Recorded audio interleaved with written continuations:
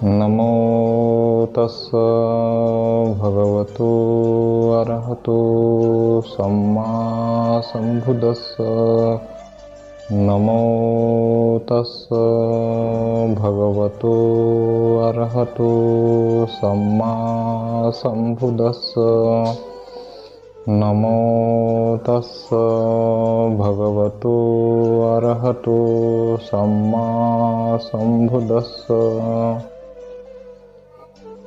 महाकारुणिक भगवान बुद्ध, बोधिसत्व डॉक्टर बाबासाहेब आंबेडकर यांना विनम्र अभिवादन करतो। आज मी आपल्या पुढे अविद्या सूक्त या सूत्रामध्ये तथागतांनी अविद्येच्या उद्भवाची जी कारणमीमांसा तपशिलाने सांगितली आहे त्याविषयी बोलणार आहोत। तथागतांनी अविद्या हे सर्व अकुशलाचे नेतृत्व करते असे म्हटले आहे। आणि ही जी अविद्या आहे, ही अविद्या कशी उद्भवते, ती कशी कार्य करते याविषयी सांगितलं आहे। खरं म्हणजे तथागतांनी अतिशय तर्कशुद्धपणे हे विवेचन केलेलं आहे। तथागत म्हणतात की भिक्षूंनो, ही जी अविद्या आहे, ही अविद्या कशामुळे पणपते, कशामुळे ते टिकून राहते, तर पंचनिवरणामुळे। पंचनिवरणे हा अविद्येचा आहार आहे। जसे की कामछंद, व्यापाद, औद्धत्य, कौकृत्य, ठीनमिद्ध आणि विचिकित्सा। ही जी पंचनिवरणे आहे, ही पंचनिवरणे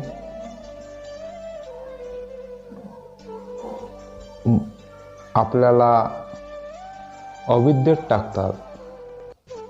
आपण जेव्हा जेव्हा बेहोश असतो किंवा प्रमादाधीन होतो, तेव्हा तेव्हा आपण कामसुखाच्या अधीन होतो, द्वेषाच्या अधीन होतो, आळसग्रस्त होतो, कधी कधी आपण फार अस्वस्थ होतो आणि कधी कधी आपण अतिशय संशयाने, साशंकतेने सुद्धा भरून येतो। माणसाची ही जी अवस्था आहे, ही जी निवरणं आहे, ही निवरणच खऱ्या अर्थाने माणसाला दुःखाकडे नेतात।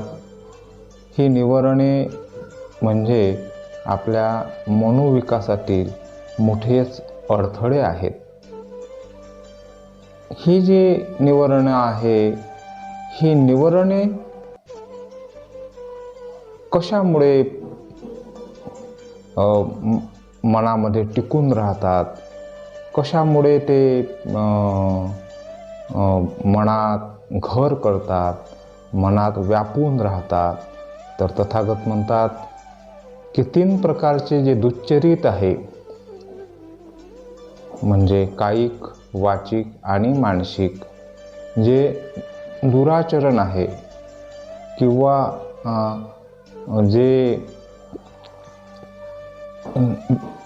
म्हणजे कायेने दुष्कर्म करणे, वाणीने दुष्कर्म करणे आणि मनाने दुष्कर्म करणे।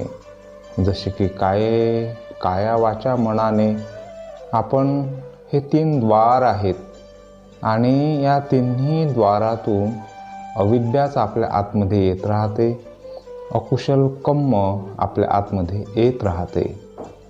आणि ही 3 प्रकारची जे दुश्चरित आहे. हे का घडते तर ते इंद्रिय संवर नसल्यामुळे, इंद्रियांवर संयम नसल्यामुळे हे घडते.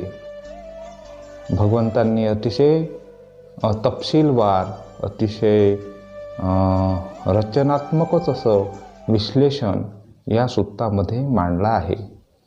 आपले जे इंद्रिय आहे, हे इंद्रिय जर समजा असंयमित असेल, आपले काया रुजू असली पाहिजे, आपली वाणी रुजू असली पाहिजे आणि आपलं मनसुद्धा रुजू असलं पाहिजे. परंतु ते जेव्हा उद्विग्न काया, उद्विग्न मन आणि आपली वाणीसुद्धा त्यामुळे कठोर आणि अतिशय अप्रिय वाणी, यामुळे सुद्धा काय होते की एक प्रकारे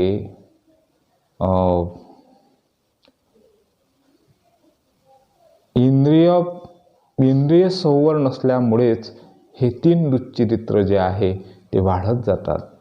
नंतर आहे की हे जे 3 दुश्चरित्र आहे ते कशामुळे, तर इंद्रिय असंयमनामुळे, इंद्रिय संवर नसल्यामुळे आणि इंद्रियांचा जो असंयम आहे तो का निर्माण होतो तर स्मृती नसल्यामुळे. स्मृती संप्रजन्य जे आहे म्हणजे माइंडफुलनेस अँड सिच्युएशनल अवेअरनेस.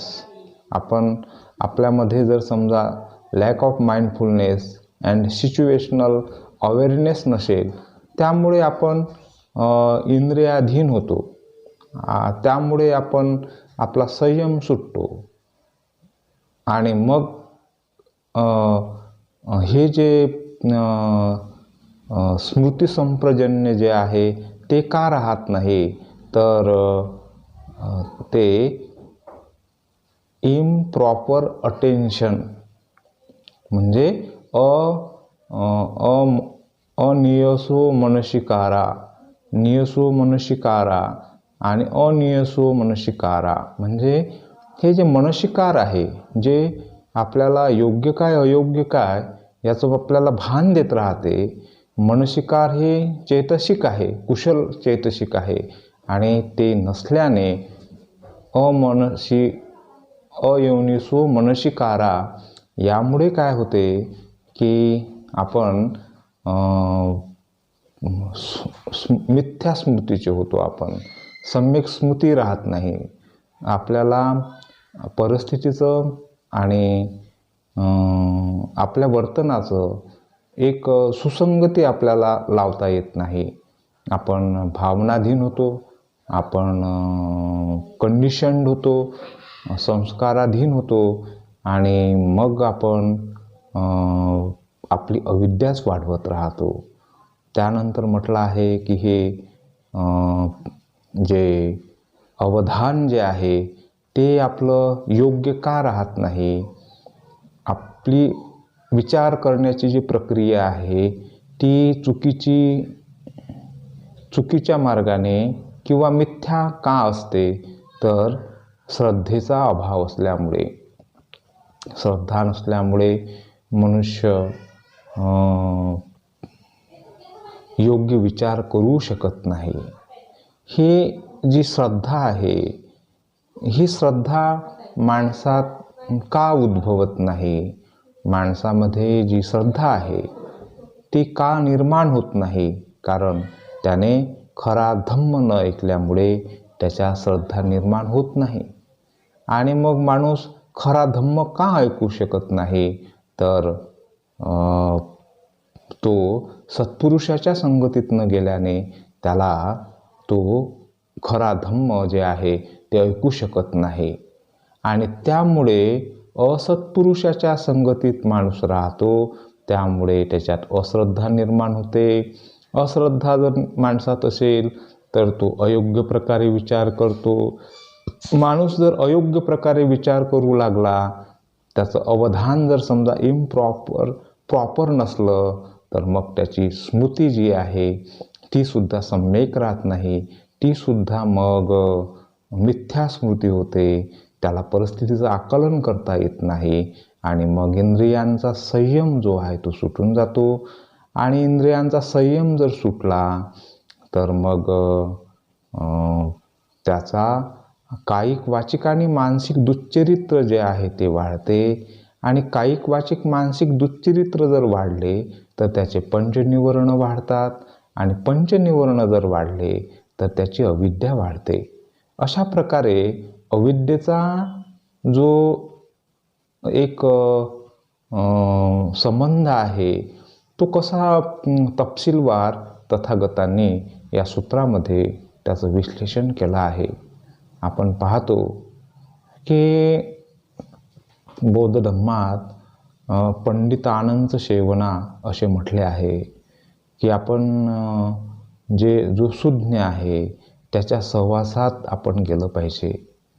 भगवंतांनी तर म्हटलं आहे की तुम्ही कल्याण मित्रांच्या सहवासात तुम्ही जायला हवं. कल्याण मित्रता हा पूर्ण धम्म आहे असे तथागतांनी म्हटले आहे. तर सत्पुरुषाची जी संगत आहे ही फार महत्त्वाची असते.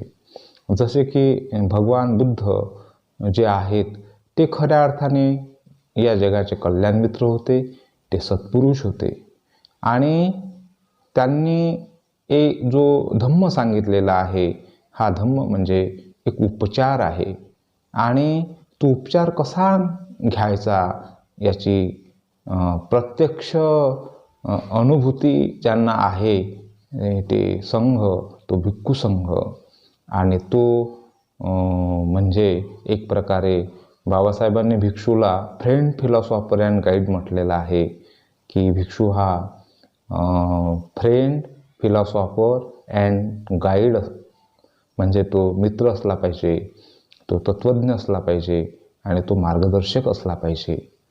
म्हणजे समाजामध्ये अशा माणसांची गरज आहे की जे फ्रेंड, फिलॉसॉफर अँड गाईड. आपण पाहतो की प्रत्येक माणसाच्या जीवनामध्ये कोणीतरी फ्रेंड, फिलॉसॉफर अँड गाईड असतो. कोणावर तरी माणसाची आस्था असते की कोणाचा तरी माणूस अनुसरण करतो, कोणाला तरी माणूस आदर्श मानून जगत असतो. तर असा सत्पुरुष भेटणे माणसासाठी किती आवश्यक आहे. आणि ही जी अविद्या आहे आपण पाहतो की अवतीभोवतीच्या जगामध्ये अविद्याच अविद्या आहे. आणि आपण जेव्हा जे लोक वाईजली बिहाव करीत नाही, ज्यांच्याकडे शहाणपणाचा अभाव असतो, ज्यांना जीवनदृष्टी नसते, अशा माणसांच्या संपर्कात जेव्हा आपण जातो तेव्हा आपली अविद्याच वाढते. आपले जे योग्य यथार्थ जी जीवनदृष्टी आपल्याला लाभायला हवी ती लाभत नाही आणि आपली आदर्श, आपली मूल्ये, आपली जीवनदृष्टी ही जर सम्यक नसेल तर मग माणसाची अविद्या वाढत जाते. आणि आपण पाहतो की आपण जो जोशी संगत करे वह वैसा फल पाय. जो जशी संगत करतो त्याला तसे फळ भोगावीच लागतात. आणि आपण पाहतो की ह्या जगामध्ये सत्पुरुष दुर्लभ आहेत. अशा माणसांची संगती घडावी असं आपल्याला वाटत राहते, कारण त्यांच्याकडून आपल्याला सद्धम्म ऐकायला मिळतो. खरा जो धम्म आहे तो जेव्हा आपण ऐकतो तेव्हा आपल्या मनात अश्रद्धा नव्हे तर श्रद्धा निर्माण होते. आणि ही जी श्रद्धा आहे, श्रद्धा हे बीज आहे. श्रद्धा म्हणजे आपल्यात असलेली जी सुप्त शक्ती आहे त्या शक्तीला विकसित करण्याची जी क्षमता आहे ती या श्रद्धेत असते. म्हणजे आपल्यातल्या सुप्त अवस्थेला सुप्त ऊर्जेला प्रत्यक्षात आणणे, आपल्यातील जे काही पोटेन्शियल आहे त्याला ॲक्च्युलाइज करण्याचं सामर्थ्य खऱ्या अर्थाने श्रद्धेत असते. आणि ही श्रद्धा जेव्हा वाढते, ही श्रद्धा जेव्हा प्रवर्धित होते, ही श्रद्धा जेव्हा प्रतिष्ठित होते आपल्या आतमध्ये, तेव्हा आपण एक योग्य प्रकारे आपण विचार करू लागतो. श्रद्धा माणसाची प्रसन्नता वाढवते, श्रद्धा महत्त्वाकांक्षा निर्माण करते.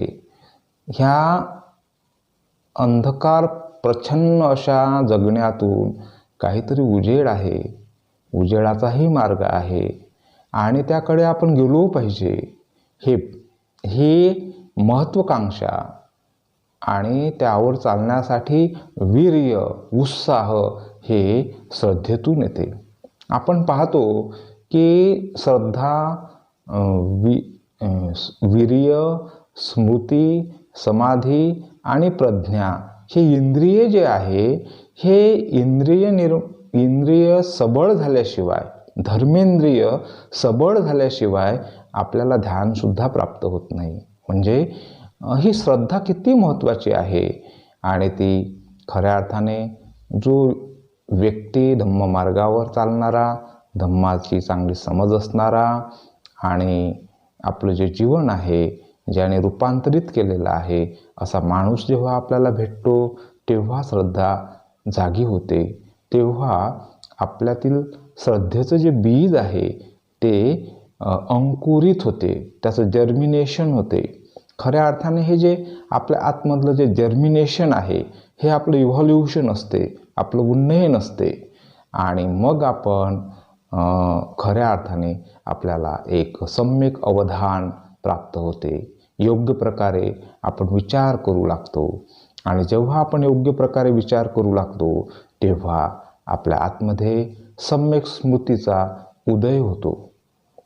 ही जी स्मृती संपजानकारी होती, भगवान नेहमी म्हणायचे की आतापि संपजानो सतिमा विनीय लोके अभिज्ञा दो मनस्साती. म्हणजे की आपण अतिशय उत्साहाने, अतिशय निर्धाराने आपण आतापि संपजानो सतिमा विनीय लोके अभिज्ञा दो मनस्साती. आतापि म्हणजे आपला सतत एक उत्साह असला पाहिजे. आपण पाहतो की कधीकधी आपल्या मनाची जी अवस्था आहे, ही अवस्था कधीकधी म्हणजे मन असं प्रज्वलित होत नाही. कधीकधी आपण म्हणजे ज्याप्रमाणे एखाद्या ओल्या ओंडक्यांना प्रज्वलित करण्याचा प्रयत्न करावा आणि ते विझून जावे, तशी पण आपली अवस्था असते. पण आपण ॲज इट इज त्याला जाणलं पाहिजे. म्हणजे आपण आपल्या चित्ताच्या अवस्थेनुसार त्या चित्ताला आपण वळवलं पाहिजे. त्या चित्ताला आपण योग्य दिशा दिली पाहिजे. आपण जेव्हा ध्यान करतो, धम्माचरण करतो, तेव्हा स्वतःला ओळखणे, स्वतःची चित्तावस्था ओळखणे, त्याचं अवधान ठेवणे हे फार महत्त्वाचं आहे. आणि मग आपण जेव्हा योग्य असं अवधान ठेवतो, स्मृती संपजानकारी होती, म्हणजे आपल्याला स्मृती आहे, आणि संपजानकारी होती म्हणजे सिच्युएशनल अवेअरनेस आहे, आपल्याला एक आकलन आहे आपल्या अवस्थांचं. तर मग काय होते की मग आपला इंद्रियावरचा जो संयम आहे, इंद्रिय संयम जो आहे तो कायम राहतो. आपण कुणाला म्हणजे आपली जी वाणी आहे ती वाणी संयमित असते. म्हणजे आतमधून जर प्रकोपही जरी निर्माण झाला असेल तरी ते जाणते की हा चित्त प्रकोप आहे, हा चित्त उद्वेग आहे, पण तो वाणीवर येऊ न देता त्याचं संयमन केल्या जाते. आणि मग आपण पाहतो की संवर साधला जातो. मनसुद्धा बौद्ध धर्मात मनालासुद्धा इंद्रिय मानल्या गेलेलं आहे. आपल्या म्हणजे पंचेंद्रिय आणि 6वं इंद्रिय मन आणि या सहाही इंद्रियांचा संवर जेव्हा आपण करतो तेव्हा आपण कायिक शुचिता, वाचिक शुचिता आणि मानसिक शुचिता आपण साधतो. खऱ्या अर्थाने क्लिनिंग ऑफ काया, खऱ्या अर्थाने आपल्या कायेची जी विशुद्धी आहे ती कशी केली जाते, वाणीची जी विशुद्धी आहे ती कशी केली जाते, मनाची जी विशुद्धी आहे ती कशी केली जाते. तर आपण पाहतो की खरं म्हणजे आपल्या मनात कितीतरी असंख्य अगणित असे विचार वाहत राहतात, पण त्या विचाराच्या अधीन न जाणे, त्या विचाराला ते किती इल्युजनरी आहेत, ते किती भ्रामक आहे ते जाणून आपण जेव्हा म्हणजे तटस्थ आणि साक्षी राहतो तेव्हा खऱ्या अर्थाने आपण कायिक आणि वाचिक दुच्चरित करू शकत नाही. म्हणजे जे थॉट आहे हे सुद्धा it is a form of illusion, अविद्याच आहे ते, आणि ते भ्रममूलक आहेत. आणि असा विचार जेव्हा आपण करतो तेव्हा तिन्ही प्रकारचे दुच्चरित्र आपण टाळतो. आणि तिन्ही प्रकारचे दुच्चरित्र जेव्हा आपण टाळतो तेव्हा जे पंचनिवर्ण आहे, म्हणजे कामछंद आहे, व्यापाद आहे, औद्धत्य कौकृत्य आहे, ठीनमिद्ध आहे आणि विचिकित्सा आहे, हे जे पंचनिवर्ण आहेत, म्हणजे आपण जेव्हा जागृत असतो तेव्हा आपल्याला शब्द, गंध, रस, स्पर्श आणि आपले विचार, हे जे पंचकाम भोग आहेत, ह्या पंचकाम भोगाविषयी आपल्या मनात एक विराग भाव निर्माण होते. कारण हे अनित्य आहे, हा विचार आपण करतो हे दुःखधर्मीच आहे आणि हे अनात्मा आहे. हा विचार जेव्हा आपण करतो तेव्हा आपण या कामछंदातून मुक्त होऊ लागतो. त्याचप्रमाणे आपल्या मनामध्ये एखाद्या व्यक्तीविषयी, एखाद्या परिस्थितीविषयी, ऋतुमानाविषयी, कशाही विषयी नकारात्मकतेचा, द्वेषाचा भाव उत्पन्न होतो आणि हा आपल्याला अस्वस्थ करतो. आणि म्हणून आपण विचार करतोय की आपण इथे एखाद्या पाहुण्यासारखे आलेले आहोत आणि आपल्याला हे जग सोडून जावं लागणार आहे. त्यामुळे कुणाचा द्वेष जो आहे हा करणे उचित नाही. त्याला तो अवैराने शमतो, वैराने वैर वाढतच जाते, हा विचार करून आपण द्वेषाला थांबवण्याचा प्रयत्न करतो. आपल्या मनात उत्पन्न झालेला जो काही आळस आहे, म्हणजे मनाचा असेल, शरीराचा असेल, तर आपण त्याला दूर करण्याचा प्रयत्न करतो आणि आपण स्मृतिमान, अप्रमादी होऊन जगण्याचा प्रयत्न करतो. कारण प्रमादं मच्युनापदं, प्रमाद हे मृत्यूपद आहे आणि अप्रमाद हेच खऱ्या अर्थाने अमृत आहे. आणि मग आपण स्थीन म्हणजे औद्धत्य कौकृत्य जे आहे, म्हणजे कधीकधी आपण विचार करत असताना आपल्याला आपण फार चुकलो असं वाटते, गिल्टी फिलिंग आपल्यात येतात, अपराध भावाने, अपराध बोधाने आपण ग्रासून जातो आणि कधीकधी आपल्याला भविष्याची पण खूप चिंता वाटते. तर आपण वर्तमान क्षणात जेव्हा आपण जगतो तेव्हा आपण भविष्य दुरुस्त करू शकत, भविष्याविषयी चिंता करून काय उपयोग की जे अजून आलेलं नाही, आणि जो गेलेला भूतकाळ आहे त्याच्याविषयी पश्चाताप करूनही काही उपयोग नाही.